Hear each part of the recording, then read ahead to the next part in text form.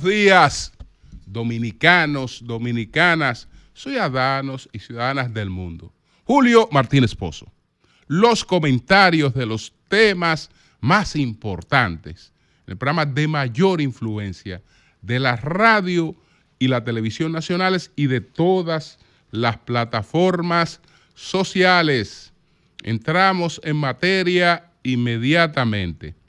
Hoy, a las 8 de la mañana, estamos presentando los resultados de nuestra primera RD Elige de esta nueva etapa. RD Elige a partir de hoy y todos los meses estaremos presentando los resultados de la que se ha ido convirtiendo sin lugar a duda en la principal referencia del país en términos de una serie de temas.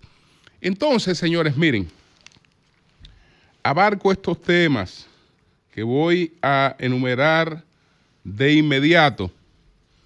El preacuerdo entre Estados Unidos y Rusia para el alto a fuego en Ucrania. La orden de Trump para la supervisión de todas las agencias del gobierno estadounidense. Una bestia que se llama Nazario Mercedes. ¿De qué se alimenta la percepción de corrupción? Es una pregunta. Y la otra es la realidad de los entendimientos con Guyana. ¿Cuál es la realidad de los entendimientos con Guyana? Entonces, el tema número 1 del que hablamos son los preacuerdos entre Estados Unidos y Rusia para un alto al fuego en Ucrania. El próximo lunes se cumple el tercer aniversario de la invasión de Putin a Ucrania. Y Estados Unidos y Putin han discutido un preacuerdo para un alto al fuego en Ucrania. Ese preacuerdo fue dado a conocer extraoficialmente por Fox News. Y ese es el preacuerdo. ¿En qué consiste el preacuerdo que alcanzaron para la paz en Ucrania? Bueno, número uno, habrá una tregua. Número 2, se van a celebrar elecciones en Ucrania. Y número 3, llegará el alto al fuego. Ese es el preacuerdo. Entonces, hay una tregua. La tregua incluso pudiera ser una oportunidad para Putin reorganizarse, reforzarse en una serie de aspectos. Pero vamos a partir del hecho de que está intencionado en la paz, porque la paz parece que incluye una negociación favorable para él. Entonces, elecciones en Ucrania.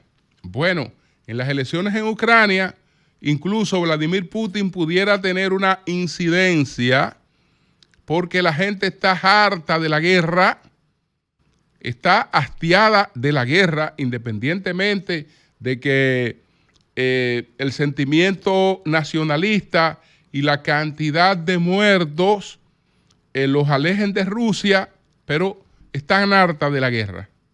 Entonces, el candidato pudiera ser uno que la gente entienda que conduzca a la paz. Y entonces vendría el alto al fuego. Pero ustedes saben qué es lo que ha ocurrido literalmente cuando vemos otros aspectos de las exigencias que está haciendo Estados Unidos a Ucrania. Señores, en ese escenario, Ucrania queda en una situación similar a la de Haití, con el reconocimiento de su independencia por parte de Francia, que quedó pues con una deuda para el reconocimiento de esa independencia, que fue realmente una atadura irresistible para ese país. Ucrania queda en condiciones peores que la negociación que se hizo con Alemania a raíz de la Primera Guerra Mundial, la humillante negociación que se hizo con Alemania. Es como si literalmente habría ocurrido lo siguiente. Es como si Putin, al invadir a Ucrania, habría trabajado para él y para Estados Unidos. Porque en el fondo, ¿cómo va a concluir esto? Esto va a concluir con que Rusia tiene garantizado lo que ya se tomó, es decir, los terrenos, los territorios que Rusia había tomado previamente, eso no van a entrar en la discusión. Eso seguirán en posición desde Rusia, que en el 2014 invadió Crimea y después la zona del Donetsk. Esos territorios, Rusia se queda con ellos. Rusia se queda con la garantía de que Ucrania no ingresará a la OTAN. Pero ¿por qué digo que al invadir a Ucrania, Putin trabajó para él y para Estados Unidos? Porque ahora, a la hora del reparto del botín, Estados Unidos le dice a Rusia: mira, yo te garantizo esas cosas. Eso sí, que la tierra rara es para mí. La tierra rara es para mí. Y entonces, señores, miren, se está hablando la facturita que Trump le está pasando a Ucrania, independientemente de que la discutan y que después le haga una rebaja, pero la factura que Trump le está pasando a Ucrania es una factura de 477.200 millones de euros. Mira, tú me debes 477.200 millones de euros. No hay problema, no tienes que darme un peso por ahora, entrégame, yo voy a manejar la tierra rara. Y yo voy a manejar esto y yo voy a manejar aquello. Es decir, que se han dividido Estados Unidos y Rusia en un preacuerdo, se han dividido Ucrania. Se lo han dividido. Uno se cogerá unos pedazos de terreno, tiene garantía de que Ucrania no va a la OTAN, y otro se quedará con las riquezas de Ucrania. Ese es el preacuerdo hasta ahora. Entonces, como sabemos, Europa ha quedado enganchada por allá. Enganchada por allá. Y repito que esto hace más comprensible la posición que sustentó en el año 2008 la señora Margaret Thatcher, no, la señora Angela Merkel, que la señora Merkel se opuso a que Ucrania y Georgia entraran en lo que se llama Plan de Acción para la Adhesión, que por sus siglas en inglés es MAT. Esto es un ingreso provisional, el estatuto provisional antes de ser miembro de la OTAN. La señora Merkel se opuso a eso y planteaba las implicaciones que eso iba a tener en el futuro. Y realmente ha tenido razón. En definitiva, hay un preacuerdo en el que Estados Unidos y Rusia se han repartido el pastel de Ucrania, y bueno, tal vez quedará algún pedacito Tal vez Estados Unidos, de lo que le toque, le sacará un pedacito a Europa, le sacará un pedacito a fulano, a Perencejo, pero eso es hasta ahora lo que hay y lo que tienen planes de imponer. Ahí solamente falta un tercer actor, que es imposible sentarse en mesa de negociaciones sin tomarlo en cuenta, porque Estados Unidos puede patear a Europa en unas negociaciones, puede ignorar a Europa en unas negociaciones, pero a su rival real no lo puede ignorar.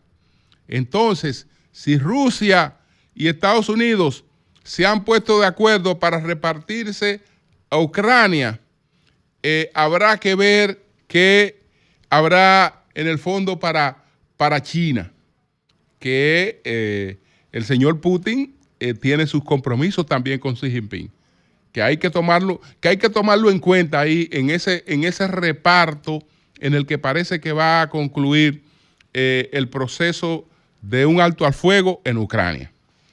Le pongo un punto inmediatamente al caso de Ucrania.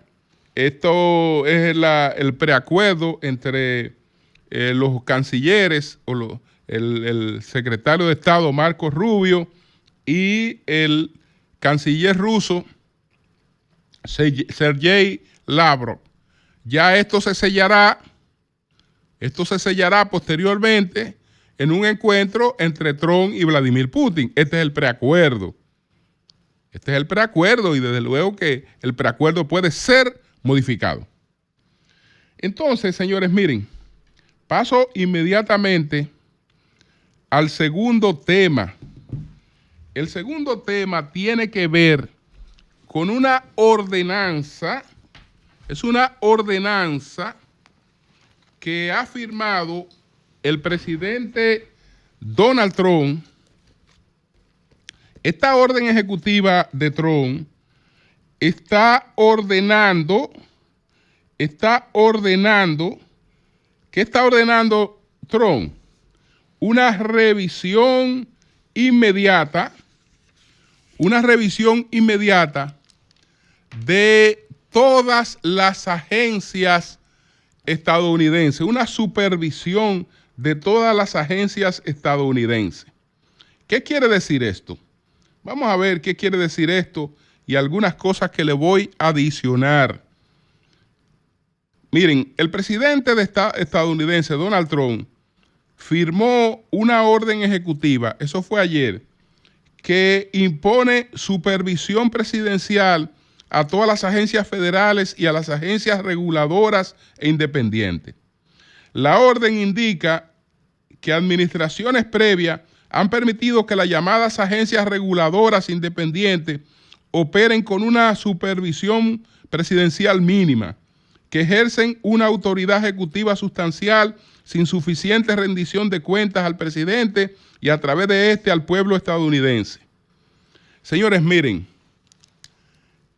eso que ha dispuesto el presidente Donald Trump responde a una necesidad, porque las cosas han llegado a un grado tal de exageración que Estados Unidos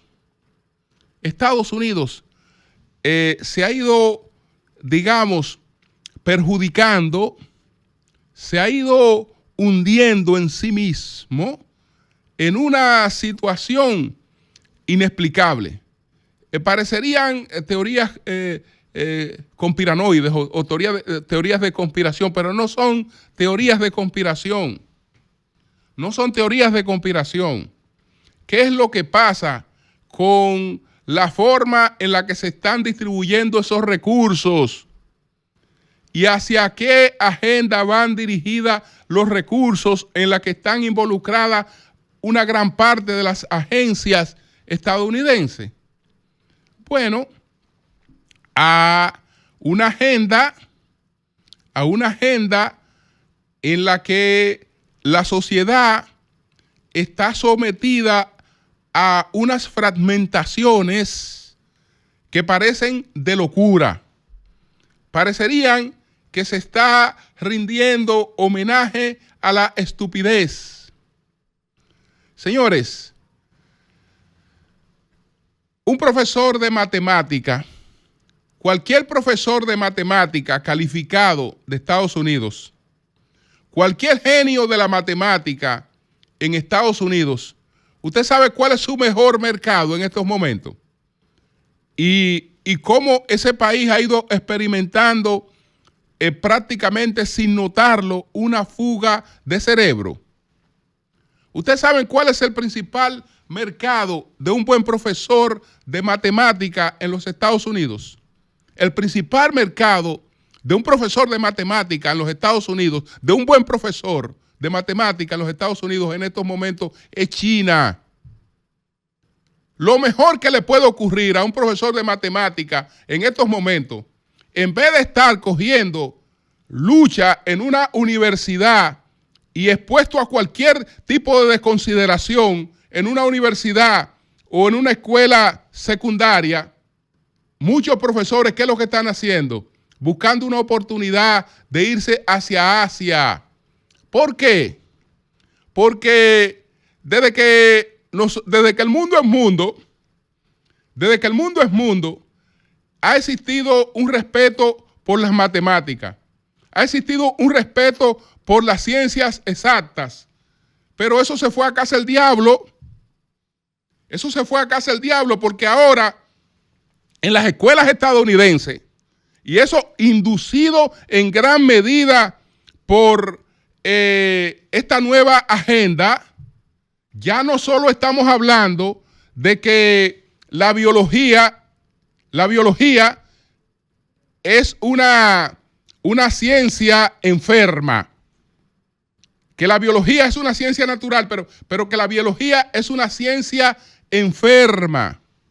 Y que si no se explica que la biología es una ciencia enferma, el profesor que está impartiendo biología, sin advertirle a los niños o a los jóvenes o a los universitarios de que él está hablando de una ciencia enferma, es un racista.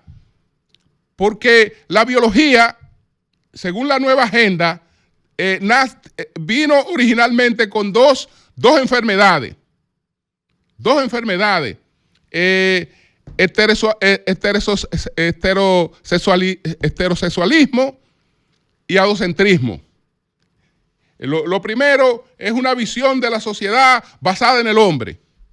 Lo segundo es el comportamiento sexual que se promueve como el normal, que es el heterosexual.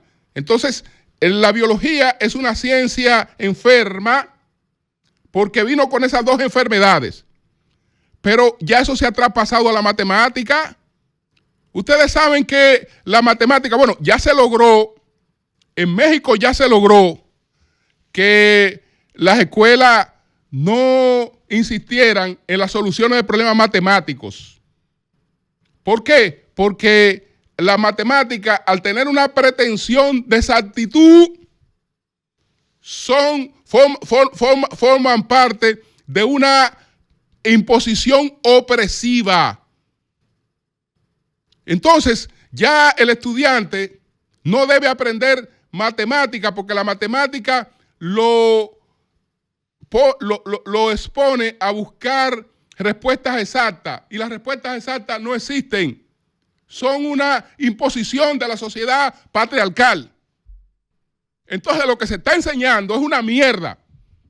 ¿Y qué hace un profesor? ¿Qué hace un profesor?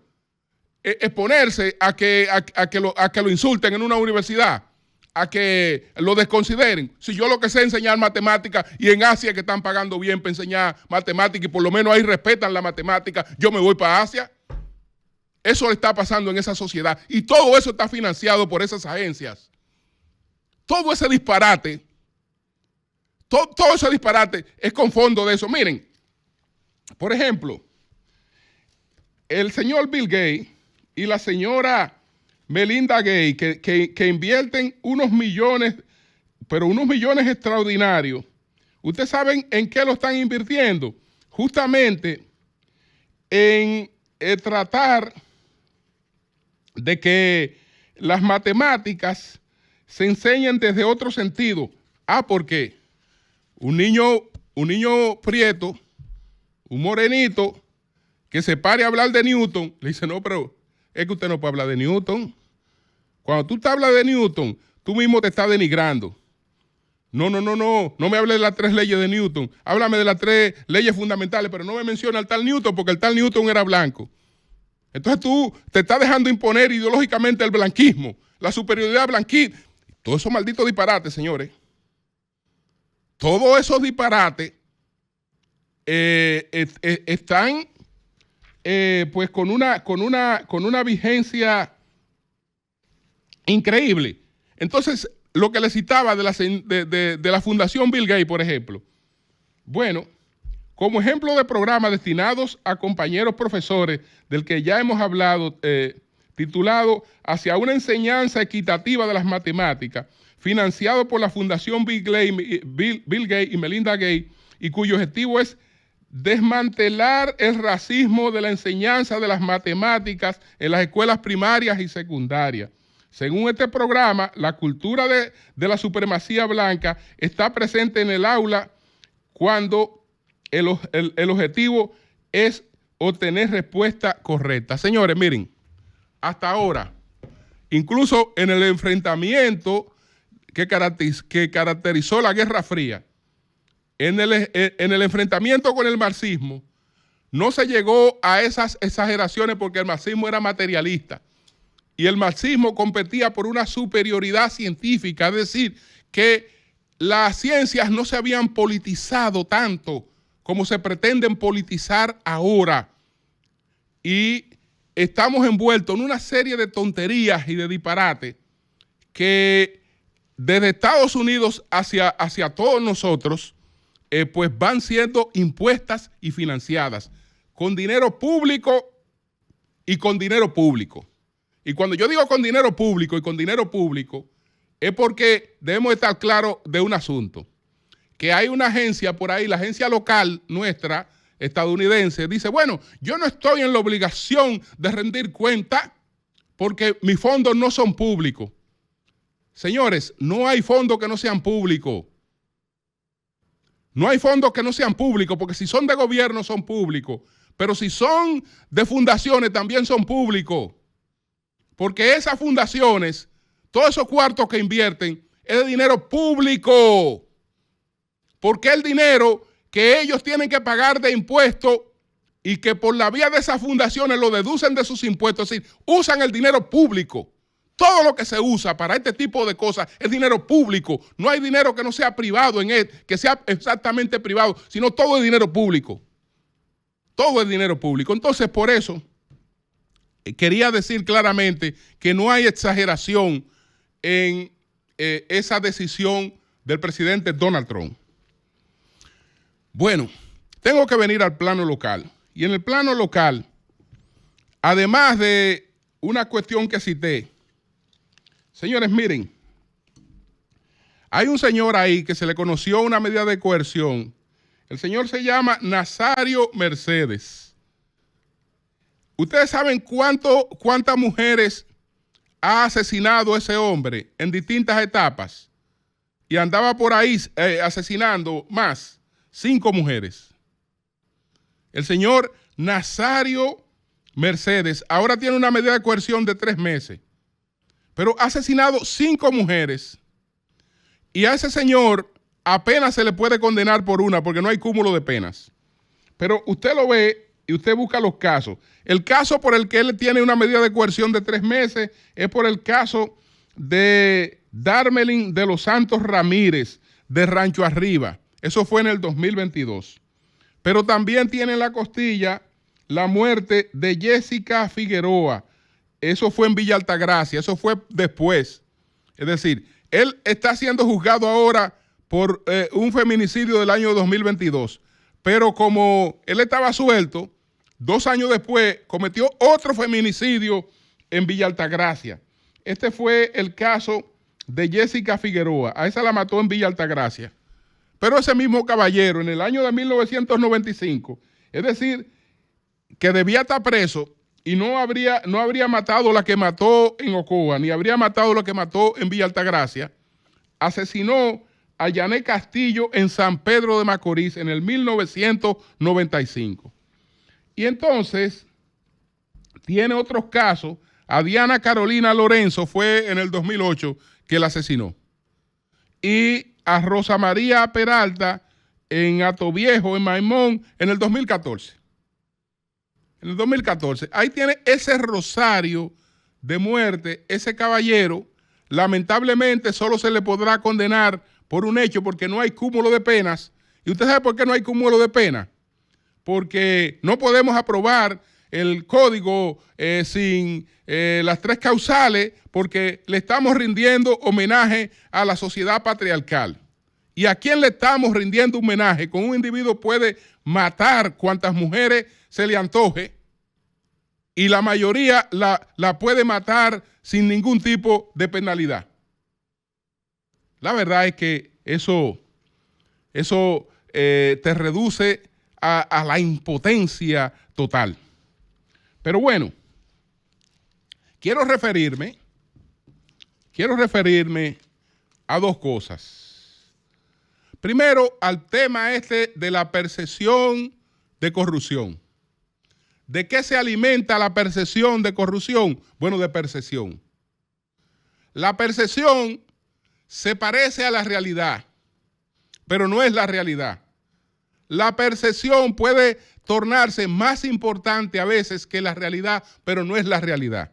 No es necesariamente la realidad, sino que cuando estamos hablando de percepción, estamos hablando de lo que la gente entiende por lo que a la gente se le presenta, por lo que la opinión publicada presenta. Entonces, bueno, recientemente leíamos una información que ofrecía el vocero de la presidencia, Homero Figueroa, que decía que la República Dominicana alcanzó una puntuación de 36 en el informe de percepción de corrupción 2024 de Transparencia Internacional. Se estaba situando en el puesto 104 de 180 países. Este resultado representa una mejora de 8 puntos y 33 posiciones desde el 2020. ¿Qué quiere decir eso? Que tenemos un país que en términos de las medidas contra la corrupción se ha hecho más efectivo. No necesariamente, sino lo que tenemos es una percepción que se ha alimentado en ese sentido. Porque el presidente ahora anunció una segunda oficina. Ahora está la oficina de ética que dirige Milagros Ortiz Bosch. Y el presidente anunció una segunda oficina por decreto recientemente. Creó la Comisión Presidencial de Transparencia y Anticorrupción. Es decir, que en vez de reducir, como estábamos hablando, el Estado, ahora tenemos una comisión que dirige Milagros Ortiz Bosch y hemos creado otra comisión. Ahora hemos creado otra comisión. Bueno, eso puede vender una percepción. Pero esa percepción es contra la realidad en algunos casos, porque aquí no ha habido una sola auditoría. Es decir, ¿cómo puede mejorar la percepción de corrupción en una administración que no ha sido objeto de una sola auditoría, ni de un pedacito de auditoría? Ah, bueno, ¿usted sabe por qué puede hacerse eso? Porque en la opinión pública, en la opinión publicada, nosotros encontramos referencia de auditoría. El Diario Libre está hablando de auditoría, y cuando usted va a hablar y habla de auditoría, dice que en el 2021 el gobierno implementó el curso de ética para supervisores, y entonces también ahí ordenó en agosto de 2020 auditorías a los ministerios de Educación, Salud Pública y Obras Públicas. Si el Diario Libre tiene esas auditorías, que me la haga llegar. Si tiene esas auditorías, que me la haga llegar. Ahora, que no me venga con una vaina hecha por la Contraloría General de la República. Que no me venga con eso, porque eso no es auditoría. Eso no es auditoría. Entonces, si a la gente se le dice, usted sabiendo que eso no es auditoría, que el gobierno ha estado auditando, desde luego que en la opinión publicada se da una percepción distinta a la realidad, porque no hemos tenido auditoría. No me cansaré de decir que una auditoría tiene dos elementos que le son inseparables. La auditoría es solamente independiente, si no es auditoría. Solamente es independiente, si no, no es auditoría. Y desde luego que uno de sus principales objetivos es evaluar los cumplimientos de las normas de control interno. Quien impone las normas y está a cargo del control interno no puede auditarse a sí mismo. No fueron estúpidos los creadores de la República, ni todos los gobiernos que hemos tenido, que han estado claros en eso. Entonces ahora nos inventamos que el mismo gobierno audita y los medios, algunos medios, le siguen la corriente y le presentan a la gente engañándola. Eso como si fuera una auditoría. No es auditoría. Aquí no se ha hecho una sola auditoría, salvo la que se hizo a los programas de la presidencia, que demostró una acción que en el siglo XXI no la había cometido ningún gobierno. Ningún gobierno en cuanto a la cantidad de violaciones que se habían cometido ahí. Entonces, una cosa es percepción, que a veces puede parecerse a la realidad, pero la realidad es una cosa y la percepción es otra cosa. Lo de Guyana, que lo uno ahí. Señores, miren esto. Miren esto. Miren este titular aquí. RD está lista para explotar petróleo en Guyana. Es decir, que el presidente Abinader supuestamente dijo que la República Dominicana está lista para explotar petróleo en Guyana. Yo escuché lo que dijo el presidente, que ojalá lo podamos poner más adelante. Y la verdad es que es totalmente distinto a lo que expresa ese titular. Incluso en la propia reseña de este titular se explica claramente qué es lo que el presidente dijo. El presidente dijo, número uno, nosotros tenemos seis memorándum de entendimiento con Guyana. Hay en uno que ya está, digamos, el estudio de factibilidad. El estudio de factibilidad es para la petroquímica de fertilizantes. Pero esa petroquímica, el presidente informó que básicamente es para la producción de urea. Ustedes saben que la urea sirve hasta para medicina. Y literalmente sirve hasta para medicina porque sus componentes, humectantes, y eso se usan en productos de la piel. En términos químicos, tiene muchísimos usos para resina, para adhesivo, para plástico y para productos de limpieza. Y en el plano concreto de la agricultura, pues es la que le aporta el nitrógeno a las plantas. Es decir, el crecimiento de las plantas realmente es canalizado, es fomentado por la urea, que es el primer compuesto orgánico, que se sintetizó con elementos no orgánicos. Y eso ocurrió por allá, por el año de 1828, que lo hizo un químico alemán, que logró la sintetización de la urea. Y esto, a partir de ahí, hay un cambio importantísimo en la química. Bueno, ¿qué ocurre? Que de eso informó el presidente, que está el estudio de factibilidad para esta instalación. Pero con relación a la refinería, le voy a leer de nuevo el título del Diario Libre. Lo pone entre comillas, desde luego. RD está lista para explotar petróleo en Guyana. Señores, lo que informó el presidente es que prácticamente República Dominicana está descartando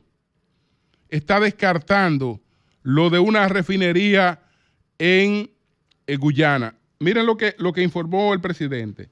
Respecto a la refinería de petróleo, dijo que constituye una decisión financiera e industrial mayor que requiere decisiones de más largo alcance. ¿Cómo es que si está diciendo que se trata de una inversión mayor que requiere decisiones de largo alcance, de largo tiempo, cómo es que se está diciendo que estamos listos? Él no ha dicho que estamos listos. Incluso, como eso es una cuestión de largo alcance y de una inversión sumamente cuantiosa, y la agenda del presidente no es para largo alcance, entonces, a este fin, analizamos alternativas que pronto presentaremos a nuestros homólogos guyanés. ¿Qué es lo que dijo el presidente? Que realmente no hay posibilidad por ahora. Eso es lo que le está diciendo.